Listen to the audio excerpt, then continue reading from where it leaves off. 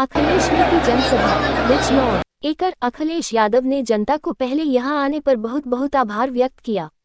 उन्होंने कहा कि मैं आपसे निवेदन करता हूं, समाजवादी पार्टी के नगीना लोकसभा के प्रत्याशी मनोज कुमार और बिजनौर लोकसभा के प्रत्याशी दीपक सैनी को आप भारी से भारी मतों का प्रयोग करके जीतने का काम करें। हमें पूरा यकीन है कि पहले चरण के चुनाव में ही भारतीय जनता पार्टी की बोहनी नहीं होने वाली है।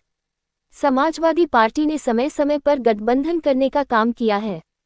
2022 के विधानसभा चुनाव में समाजवादी पार्टी को जो समर्थन मिला था वह किसी भी अन्य चुनाव में नहीं मिला है। सरकार के लोगों ने हमें हराने का काम किया है। वहीं उन्होंने कहा कि बैसाखी का आज त्योहार है। मैं सिख समाज के लोगों से अपील करता हूं कि वह हमारे प्रत्याशियों को जिताने के लिए अपने मतों का भी प्रयोग करके विजय बनाने का काम करें। आज़ादी के बाद भी जो जनता को सम्मान मिलना चाहिए वह मौजूदा सरकार नहीं दे पाई है। हमारे लोगों को खत्म करने की साजिश चल रही है जो कि लोकतंत्र के लिए बहुत ही खतरनाक है। आज बेरोजगारी चरम सीमा पर है, ना तो रोजगार है ना तो नौजवानों को नौकरी मिल रही है। एक नौजवान सोचता है कि उसे अच्छी खासी डिग्री मिल गई है, लेकिन वह आज भी भटक रहा है। केवल एक नौजवान नहीं बल्कि कई नौजवानों ने नौकरी न मिलने पर उन्होंने सुसाइड कर लिया। उत्तर प्रदेश में जितनी भी परीक्षा हुई है सभी परीक्षा लीक हो गई हैं, चाहे वो पुलिस की परीक्षा हो या अन्य परीक्षाएं हो। ये सरकार में अगर पहले ही परीक्षा में पेपर लीक के लोगों को पकड़ लिया जाता तो अन्य परीक्षा नहीं लीक होती और ना ही नौजवान का भविष्य खराब होता। अखिलेश यादव ने जनता को संबोधित करते हुए कहा कि अगर पुलिस का पेपर लीक होने में जो 4 लाख बच्चे बेरोजगार हुए हैं, अगर उनके परिवार वाले मिलकर वोट करते हैं तो हर लोकसभा में करीब 2.25 लाख मतदाता होंगे। आप जरा सोचे, सरकार में नौजवान और किसान परेशान है, वह सरकार बेचेगी कैसे? अखिलेश ने कहा कि जो बीजेपी के लोग 400 पार कह रहे हैं उन्हें अपने मुख्यमंत्री को जेल भेजना पड़ता है। बीजेपी से ज्यादा होशियार पार्टी कोई नहीं है। बीजेपी से ज्यादा साजिश करने वाली भी कोई पार्टी नहीं है। अरविंद केजरीवाल पर सवाल उठाए जा रहे हैं तो वहीं दूसरी तरफ एक कंपनी बीजेपी को इलेक्ट्रो बॉन्ड के नाम पर चंदा दे रहे हैं। उनके खिलाफ कार्रवाई आखिर क्यों नहीं हो रही? योगी सरकार ने जिन लोगों से चंदा लिया उन्हीं लोगों को खुली छूट दे दी है। ये लोग वह हैं जिन्हें कानून की कोई चिंता नहीं है, संविधान की कोई चिंता नहीं है। उनकी पार्टी के कोई भी अगर खिलाफ खड़ा हो गया, किसी ने भी आवाज उठाई है, तो उसके नेता को उन्होंने जूता मारने का काम किया। सबसे ज्यादा अगर किसी पर झूठे मुकदमे लगे हैं तो वह समाज पार्टी के नेताओं और कार्यकर्ताओं के ऊपर लगे हैं। बीजेपी को लोगों ने हमारे विधायकों को लालच देकर गठबंधन को तोड़ने का काम किया है। हमारे गठबंधन में जो बड़े बड़े नेता उन्हें भी लालच देकर तोड़ा गया है। ये घबराए हुए थे कि इन्हें पता था कि समाजवादी पार्टी और गठबंधन इनका मुकाबला कर लेगा, इसलिए ये घबराए हुए थे। अखिलेश यादव ने आरएलडी के जयंत चौधरी पर तंज कसते हुए कहा कि उन्हें दिल्ली से सिक्योरिटी का लालच देकर गठबंधन को तोड़ने का काम किया गया है और अपनी तरफ बुलाया गया है। हमारा जो गठबंधन है वह इंडिया गठबंधन से है, लेकिन बीजेपी वाले इसे हिंदी गठबंधन बोलते हैं। वह इसलिए हिंदी गठबंधन बोल रहे हैं क्योंकि वह घबराए हुए थे। इंडिया गठबंधन को अगर किसी ने बचाया है तो वह समाजवादी पार्टी ने बचाया है, और यहाँ पर जो लोग मौजूद हैं वह चाहते हैं कि इंडिया गठबंधन हो। मुझे विश्वास है कि आप लोग समाजवादी व गठबंधन के प्रत्याशियों को जिताने का काम करेंगे। मुझे विश्वास है कि आप जो एक जज की नौकरी छोड़कर हमारे प्रत्याशी मनोज कुमार नगीना लोकसभा से लड़ रहे हैं उन्हें आप जिताने का काम करेंगे। साथ ही बिजनौर से दीपक सैनी को भी आप भारी मतों से अपने मतदान का प्रयोग करके जिताने का काम करेंगे। भारतीय जनता पार्टी की कोई बोहनी नहीं होने वाली है। गठबंधन की शुरुआत आपको करनी है। यहाँ जितने लोग हैं ये सब आदमी को समझते हैं। समाजवादी पार्टी ने समय समय पर गठबंधन करने का काम किया। पिछली बार भी जो गठबंधन हुआ था हमारी कोशिश की गई भारतीय जनता पार्टी को हम हरा ले जाए। एक प्रदेश में हम लोगों ने गठबंधन बनाया, हम लोगों ने मुकाबला किया और ऐसा मुकाबला हुआ कि जनता ने हमें पूरा सपोर्ट दिया और ऐसा समर्थन कभी नहीं मिला था जैसा सरकार ने पिछली बार 2022 में समाजवादी पार्टी और गठबंधन के पक्ष में दिया। लेकिन यहाँ पर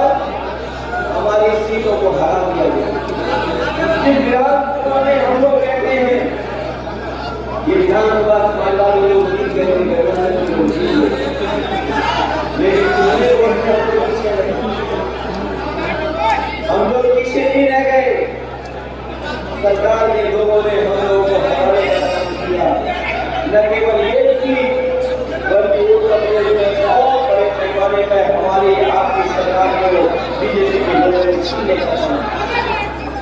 22 में तो हमें हरा दिया, लेकिन मैं जानता हूँ इस बार जनता का चुनाव है। जनता ने मन बना लिया है कि जो दिल्ली में 10 साल से थे, उत्तर प्रदेश में 7 साल, कुल मिलाकर के 17 साल की सरकारों का कामकाज देखा है, और अभी भी जनता के बीच में तमाम बुनियादी सवालों को लेकर के उनके पास कोई जवाब नहीं।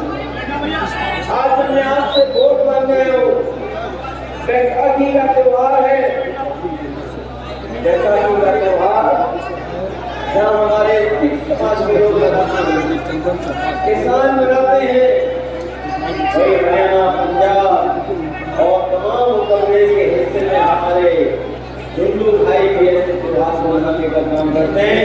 हम तमाम अपने लोगों को जो बैसाखी का त्योहार मनाते हैं उनको बधाई और मुबारकबाद देना चाहते हैं। साथ ही साथ आज का दिन जो सामाजिक न्याय की लड़ाई लड़ रहे हैं वो जानते होंगे,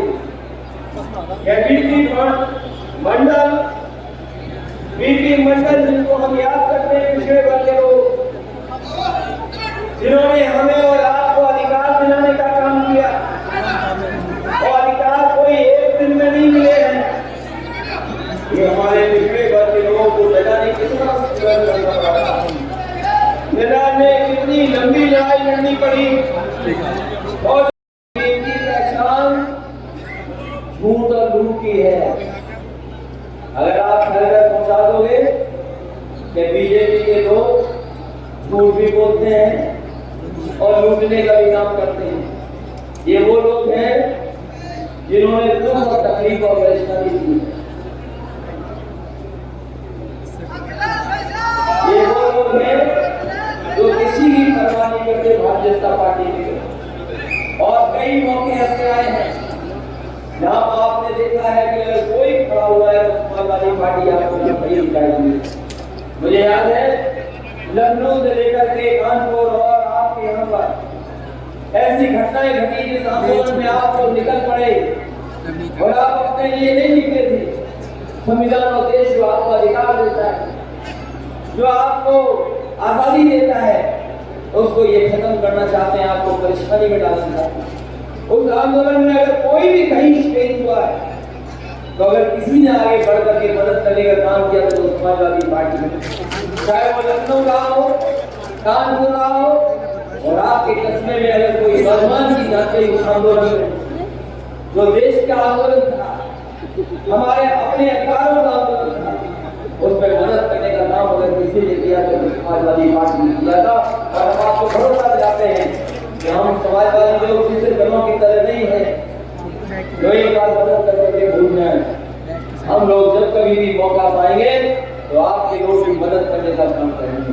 लेकिन मैं आपसे कहना चाहता हूँ, कुछ लोगों से तो हम लोग सामने लड़ाई लड़ रहे हैं, लेकिन कुछ लोग बीजेपी से मिलकर के समाजवादी पार्टी को कमजोर करना चाहते हैं, क्योंकि उनका डर, उनका भारतीय जनता पार्टी का डर समाजवादियों से है, क्योंकि उनका मुकाबला अगर कोई कर सकता है तो समाजवादी पार्टी कर सकती है। इसलिए आप लोग ऐसी ताकत से भी सावधान रहना जो समाजवादी पार्टी उस आंदोलन को कमजोर कर करके बीजेपी की मदद करना चाहता है। आज के समय पर किसको सुरक्षा मिलती है बताओ? देश के बड़े बड़े नेता जो विपक्ष में थे, उनके घर छिन गए, सिक्योरिटी छिन गई। हमारे पास सिक्योरिटी थी, हमारी सिक्योरिटी छिन गई। हमारे और लोग थे, उनकी सिक्योरिटी छिन गई। दिल्ली में और पार्टी के बड़े बड़े नेता, उनकी सिक्योरिटी छिन गई। लेकिन पता नहीं क्या होता है कि जो सिक्योरिटी छीनती है सरकार, वो दूसरों को सिक्योरिटी दे रही। ये बात समझ में आ रही है कि नहीं समझ में आ रही? इसलिए ऐसे लोगों से भी सावधान रहना जो आगे से तो आपके दिखाई दे रहे हैं, लेकिन हो सकता है पीछे से दूसरे दलों से मिले हुए हो। और हमने तो बहुत से दलों को बहुत करीब से देखा है, बहुत से करीब से गठबंधन कर करके भी देखा है।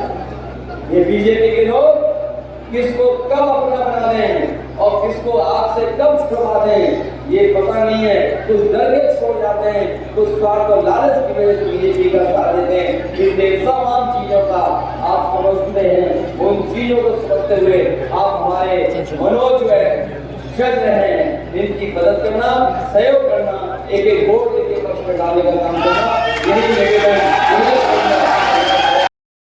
ये लगभग चंदा वसूल दिया। और ये जो आज महंगाई दिखाई दे रही है, ये महंगाई किसी कारण नहीं है, बाजार के कारण नहीं है।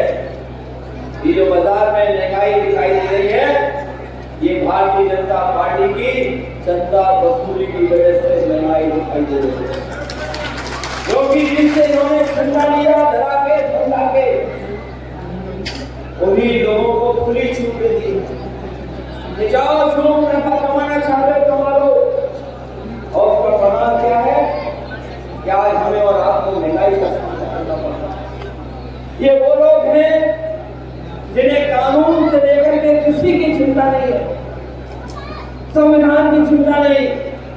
और इनकी सरकार में आपने देखा होगा, केवल उद्योगपति नहीं, जो इन पार्टी के खिलाफ अगर कोई खड़ा हो गया है, कोई आवाज उठाया है, उसके खिलाफ उन्होंने झूठी कार्रवाई की। चाहे किसी दल का बना रहा हो, अगर बीजेपी के सामने खड़ा है तो उसके नेता को झूठा फंसाने का काम किया।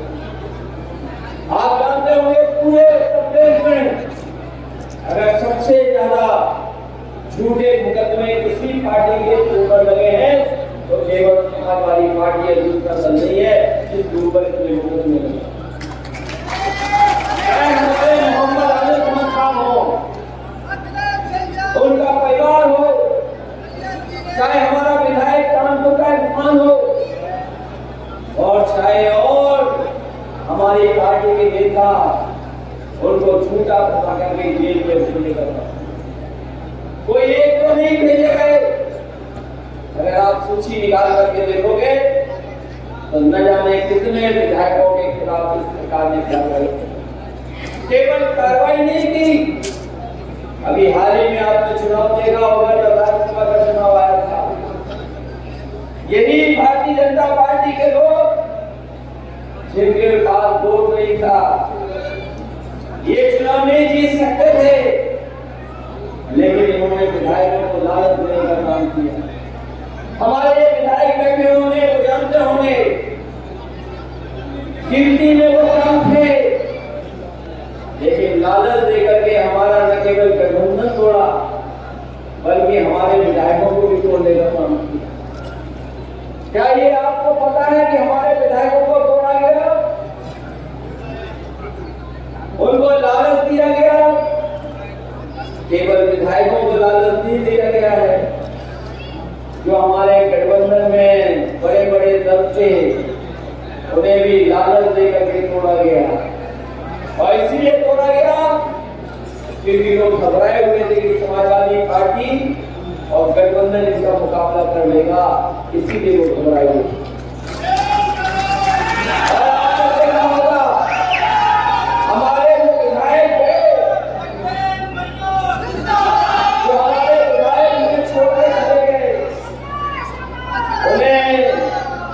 दिल्ली से सिक्योरिटी मिली, दिल्ली वालों ने सिक्योरिटी मिली है, उत्तर प्रदेश से तो मिली है मिली सिक्योरिटी, लेकिन पैकेज में उन्हें दिल्ली से भी सिक्योरिटी मिली है। ये दिल्ली वाली सिक्योरिटी उन्हीं को मिलती है जो बीजेपी के सारे पर काम करते हैं, जो बीजेपी के सारे पर काम करते हैं, उन्हें दिल्ली वालों को सिक्योरिटी मिलती है। हमारे विधायक जो छोड़ के गए, आप पता कर लेना, सबको दिल्ली वाली सिक्योरिटी मिल रही है। दिल्ली वाले जो सिक्योरिटी देने में उस्ताद हैं, वो सिक्योरिटी दे रहे हैं, और केवल सिक्योरिटी इसलिए दे रहे हैं जिससे कि वो चुनाव में उससे लाभ ले सके। लेकिन जो माहौल है, जो परिस्थितियां हैं, जो हालात हैं जनता के सामने, उसमें वो टिकने वाले नहीं हैं। इस बार किसान, नौजवान और अंतर मुसलमान भाई इस भारतीय जनता पार्टी को निपटाने का काम करेंगे।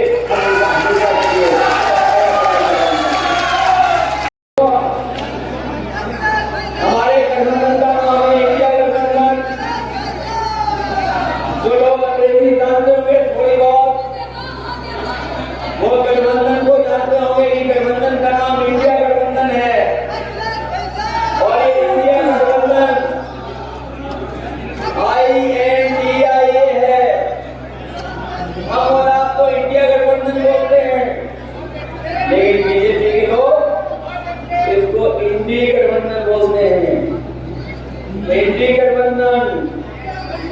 जिन्हें अंग्रेजी नहीं पता है, जिन्हें अंग्रेजी नहीं पता हो, जानबूझ करके इंडी गठबंधन बोलते हो, वो इसलिए बोल रहे हैं क्योंकि वो इंडिया गठबंधन से घबराए हुए हैं। लोग चर्चा कर रहे थे कि ये गठबंधन नहीं होगा, ये गठबंधन चलेगा नहीं, इंडिया गठबंधन। लोग लखनऊ से लेकर के दिल्ली और दिल्ली से लेकर के पटना तक लोग इस बात की चिंता कर रहे थे कि ये इंडिया गठबंधन बन पाएगा कि नहीं बन पाएगा। मुझे याद है वो दिन जब बिहार के नेता ने इंडिया गठबंधन छोड़ा था। उस समय पूरे देश की प्रेस से लेकर के राजनीतिक दल ये चर्चा करने लगे थे कि इंडिया गठबंधन नहीं चलेगा। उसी दिन उसी रात समाजवादी पार्टी ने फैसला लिया और कहा कि उत्तर प्रदेश के गठबंधन में अगर हमें ज्यादा भी सीट देनी पड़ेगी तो हम सीट देंगे, लेकिन अपने इंडिया गठबंधन को बचाने का काम करेंगे। अगर देश की राजनीति में इंडिया गठबंधन को अगर किसी ने बचाया और इसको आगे ले जाने का काम करे तो वो समाजवादी पार्टी है। और मैं जानता हूँ यहाँ पर बहुत सारे ऐसे लोग हैं जो ये चाहते थे कि इंडिया गठबंधन बन जाए, और इंडिया गठबंधन बन जाएगा तो हम भारतीय जनता पार्टी का मुकाबला करेंगे। इसलिए हम आपसे निवेदन अपील करने आए हैं, ये कांग्रेस पार्टी और समाजवादी पार्टी और हमारी आम आदमी पार्टी, ये सब हम लोग साथ आ गए और साथ इसलिए आ गए हैं क्योंकि हमें और आपको मिलकर के संविधान बचाना है, हमें और आपको मिलकर के लोकतंत्र बचाना है। और ये लोकतंत्र संविधान तभी बचेगा जब आपका एक एक वोट इस गठबंधन के पक्ष में पड़ेगा। और मुझे पूरा भरोसा है कि हमारे समाजवादी पार्टी और इंडिया गठबंधन के प्रत्याशी जो अपनी बहुत महत्वपूर्ण नौकरी छोड़ करके आए हैं, जो जज थे, जो एक अधिकारी थे, उन्हें उस कुर्सी पे बैठ के भी बहुत फैसले करने का मौका मिलता, न्याय दिलाने का मौका मिलता, लेकिन उन्होंने उस कुर्सी को छोड़ दिया और उन्होंने कहा कि इस अदालत से जो मैं न्याय दिला रहा हूँ वो शायद सब लोगों को न्याय नहीं मिल पा रहा है, हमारे आम लोगों को न्याय नहीं मिल पा रहा, हमारे गरीबों को न्याय नहीं मिल पा रहा, हमारे नौजवानों के अधिकार नौकरी और उन्हें न्याय नहीं मिल पा रहा। इन्होंने अपनी जज की नौकरी जो अभी 17-18 साल और बची थी उसको छोड़ करके आपकी अदालत में आने का काम किया है। और मुझे भरोसा है इनकी मदद करने का काम करेंगे, इनका सहयोग करने का काम करेंगे। और इसलिए सहयोग करने की जरूरत है क्योंकि हमारी न केवल हमारे आपके बीच की जो ताना बाना है, भाईचारा है, उस पर ही अटैक कर रहे हैं, बल्कि हमारे देश की सीमाएं भी असुरक्षित हैं। यहाँ पर नौजवान होंगे जो फौज की वर्दी पहन करके देश की रक्षा करना चाहते हैं, लेकिन इस सरकार ने दबाव ने आधी अधूरी नौकरी करने का मौका दिया। जो हमारी पक्की वर्दी वाली नौकरी थी, इस सरकार ने एक कानून से उसको बदल दिया। कोई नहीं सोचता था कि अपनी भी जैसी व्यवस्था लागू हो जाएगी, लेकिन पार्लियामेंट से उन्होंने कानून पास कर करके जो हमारे नौजवानों को वर्दी पहन करके पक्की नौकरी करने का मौका मिलता था, उस नौकरी को छीन करके 4 साल की नौकरी कर दी। सोचो आप, अगर 4 साल की नौजवान नौकरी करेगा फौज में तो क्या चीन जैसे देश का हम मुकाबला कर पाएंगे। जो लोग कहते हैं कि हमारे सीमाएं सुरक्षित हैं, मैं उनसे कहना चाहता हूँ कि हमारे देश के जवान जो फौज के थे, उन्होंने चीन से लड़कर के रिजांगला का मेमोरियल बना था, उनकी याद में था, वो एक जाकर के फौज में वहां पर बनाया था। लोग जाते थे अपने जवानों को, और उन्होंने जो अपनी जान निछावर कर दी उसके सम्मान देने का काम करते थे। लेकिन इन बीजेपी की सरकार में वो मेमोरियल भी रिजांगला वाला चाइना के लोगों ने छीन लिया। क्या ये सच्चाई नहीं है और जब उनसे सवाल पूछा जाता है तो ये कहते हैं कि अगर चीन ने हमारे गांव का नाम बदला है तो हम चीन का नाम बदल रहे हैं। बताओ हमें कोई क्या चीन के नाम बदलने से हमारी जमीन जो छीन गई वो बात नहीं। इसलिए हम आपसे कहना चाहते हैं ये चुनाव केवल हमारे आपके भविष्य का नहीं है बल्कि देश के भविष्य का भी चुनाव है।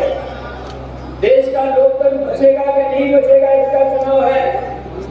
बाबा साहब भीमराव अम्बेडकर जी का दिया हुआ संविधान वो बचेगा कि नहीं बचेगा इस बात का चुनाव है। इसलिए हम आपसे अपील करना चाहते हैं जहां समाजवादी पार्टी लड़ाई में है मजबूती के साथ पूरे उत्तर प्रदेश में मुकाबला कर रही है। जहां पर समाजवादी पार्टी के साथ खड़े लोग हैं हमें भरोसा है कि आप लोग भी नगीना वालों और बिजनौर के लोग समाजवादी पार्टी के साथ खड़े होकर के मनोज जी का ऐतिहासिक और कभी रिजल्ट देखना चुनाव का। कुछ हम लोग आगे बढ़े कुछ चीजें हमारी बदली लेकिन जब हम पीछे मुड़ करके देखते हैं तो दुनिया में हम लोग कहां खड़े हैं। आज बेरोजगारी चरम सीमा पर है। जो आंकड़े बताते हैं हम और आपके बीच के लोग 90% नौजवान बेरोजगार हो गया न नौकरी है न रोजगार है। और जब हम खबरें पढ़ते हैं तो दुख होता है कि जो देश जिस देश के बारे में सपना दिखाया गया कि हम विश्व में सबसे आगे बढ़ रहे हैं हम विश्व के विश्व गुरु बन जाएंगे वहां पर नौजवानों के हाथ में नौकरी नहीं है रोजगार नहीं है। कुछ दिनों पहले हमने आपने खबर में पढ़ा होगा कि एक नौजवान जो अच्छी खासी उसके हाथ में डिग्री थी वो सोचता था ये डिग्री मुझे मिल गई है इससे मैं नौकरी हासिल कर लूंगा। नौजवान भटका इधर उधर कोशिश की उसने हताश हो गया निराश हो गया। बाद में नौजवान ने अपनी डिग्री जला दी और जो सुसाइड नोट लिखा उसने लिखा कैसी डिग्रियों का क्या करूंगा मैं क्या फायदा जो डिग्री हमें नौकरी नहीं मिल सकती। वो नौजवान ने आत्महत्या कर ली। सोचो हमारा देश किस रास्ते बन रहा है। और केवल एक नौजवान में नहीं जब परीक्षा के पेपर लीक हुए उसके बाद एक बेटी ने आत्महत्या की। आज इस प्रदेश में स्थिति ऐसी पैदा कर दी है कि कोई भी परीक्षा होगी उसका पेपर लीक हो जाएगा। और वही एक परीक्षा का पेपर लीक नहीं हुआ है। जो हमारे पढ़ने लिखने वाले नौजवान हैं वो जानते होंगे कि उत्तर प्रदेश की जितनी परीक्षा हुई है सबके पेपर लीक हो गए। ये पेपर लीक इसलिए नहीं कराए गए कि हमें परीक्षा करानी है नौकरी देनी है। सरकार जानबूझ करके पेपर लीक करवा रही है। और अगर सरकार सावधान होती तो जिस समय पहला पेपर लीक हुआ था उसी समय कार्रवाई हो जाती तो शायद इसमें पेपर लीक नहीं होते। ये सरकार ऐसी है जिसमें 9-10 परीक्षाओं के पेपर लीक हुए और लगभग 7 लाख ऐसा नौजवान है जो परीक्षा लिखने तो गया परीक्षा देने गया लेकिन जब वो घर लौटा तो पता लगा पेपर लीक हो गया उसकी परीक्षा कैंसिल हो गई। मैं बीजेपी के लोगों से कहना चाहता हूँ अगर ये 60 लाख नौजवान और उनके परिवार के लोगों ने अगर आपके खिलाफ वोट डाल दिया तो भारतीय जनता पार्टी अपने आप निपट जाएगी। उसको कोई फंसाने वाला नहीं। मैंने कई बार कहा और फिर दोहराता हूँ कि अगर 60 लाख बच्चे जिन्होंने परीक्षा लिखी थी और पेपर लीक हो गया उनके परिवार के 2 सदस्यों को जोड़ते हैं माँ बाप को तो 3 सदस्य अगर हम जोड़े 7 लाख का गुणा करते हैं 60 लाख का 3 में तो 1 करोड़ 80 लाख बनता है। और यही 1 करोड़ 80 लाख अगर 80 लोकसभा से हम भाग दे देंगे तो हर लोकसभा में 2,25,000 कार्यकर्ता हो जाए। बताओ 2,25,000 अगर एक लोकसभा में नौजवानों के परिवार के सदस्यों की वजह से वोट कम हो रहा है तो बताओ 80 में से सीटें कैसे मिल जाएंगी। ये तो नौजवान है, लेकिन इनके साथ हमारा किसान भी खड़ा है। वो किसान जिसको अपमान का सामना करना पड़ा, लाठी खा करके भी उसे आंदोलन करना पड़ा, चाहे वो लखनऊ हो, दिल्ली हो, अपने हक के लिए, अपने कानूनों को खत्म करने के लिए उन्हें जाना पड़ा होगा। तो हमारे किसान के आंदोलन से जुटे नहीं। 1000 के लगभग किसान जिनकी जान चली गई, लेकिन किसान अपने संघर्ष को नहीं छोड़े और अंतोगत्वा सरकार को वो काले कानून वापस देने हो गए। तो आप जरा सोचना कि जिस सरकार के खिलाफ किसान हो, नौजवान, तो वो सरकार बचेगी कैसे। और फिर जो लोग ये नारा दे रहे हैं कि 400 पार, जो लोग नारा दे रहे हैं 400 पार, उन्हें आखिरकार मुख्यमंत्रियों को जेल भेजना होगा। अगर 400 पार से आप सरकार बना रहे थे तो आपको दिल्ली के अरविंद केजरीवाल को जेल भेजना पड़ रहा है। आपकी सरकार बन रही थी, आपको झारखंड के मुख्यमंत्रियों को जेल भेजना पड़ रहा है। लेकिन हम आपसे कहना चाहते हैं कि हिसाब किताब बीजेपी न करो। और बीजेपी से ज्यादा होशियार पार्टी कोई नहीं है। बीजेपी के से ज्यादा साजिश करने वाली पार्टी कोई नहीं है। कभी आपने देखा इलेक्ट्रॉन बॉन्ड का पैसे कैसे आया है? इलेक्ट्रॉन बॉन्ड का पैसे कैसा पहुंच गया बीजेपी के पास? जिस केस को लेकर के ये अरविंद केजरीवाल और आम पार्टी और तमाम लोगों पर सवाल खड़ा कर रहे हैं, क्या उस कंपनी के मालिक ने बीजेपी तक नहीं चलना दिया? सोचो आप, एक कंपनी बीजेपी को इलेक्शन बॉन्ड से पैसा दे रही है, उनपे कोई कार्रवाई नहीं है, और दूसरी तरफ साजिश कर करके उसी कंपनी के माध्यम से दूसरे के खिलाफ कार्रवाई होगी और जेल भेजा जाए। क्या आपको नहीं दिखाई दे रहा ये सब? जिसके ऊपर एक केस नहीं, उसे झूठा केस बना करके जेल भेजा जा रहा है कि नहीं भेजा जा रहा? और इलेक्ट्रॉन